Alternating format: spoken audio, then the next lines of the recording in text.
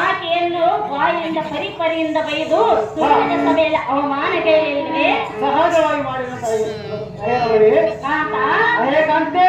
ಸುಭದ್ರಿ ಎಷ್ಟು ಮನ ನೊಂದುಕೊಂಡು ಹೋದಳು ಏನ ಕಾಂತ, ಈ ದಿನದಲ್ಲಿ ನಿನ್ನ ಮಗಳನ್ನು ಎಲ್ಲಿ ಹುಡುಕಿದ್ರು ಸಿಗಲೇ ಇಲ್ಲ. ನಿನ್ನ ಬಾಳಾಯ್ತು ಮೂರೇ ಬಟ್ಟೆ.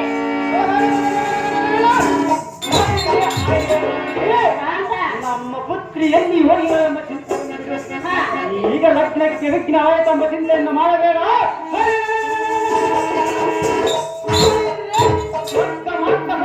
ಈ ಮೂರು ಲೋಕಗಳ ಮೇಲಿ ತಂದು ಮದುವೆ ಮಾಡಿಕೊಳ್ಳೆ. ರಚನೆಯ ಗೊತ್ತು ಮಾಡಿಕೊಳ್ಳೆ. ಅಹೇ ಕಾಂತೆ,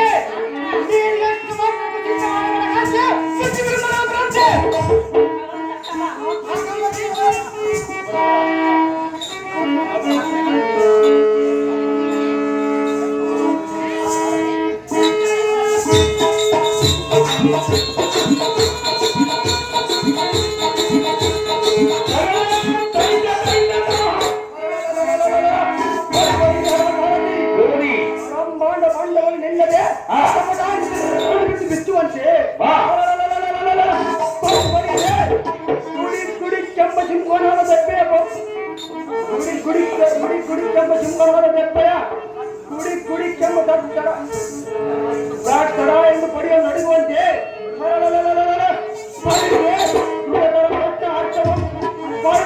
ಸುರಿಯುತ್ತಾ ಮತಿಗಳಾದ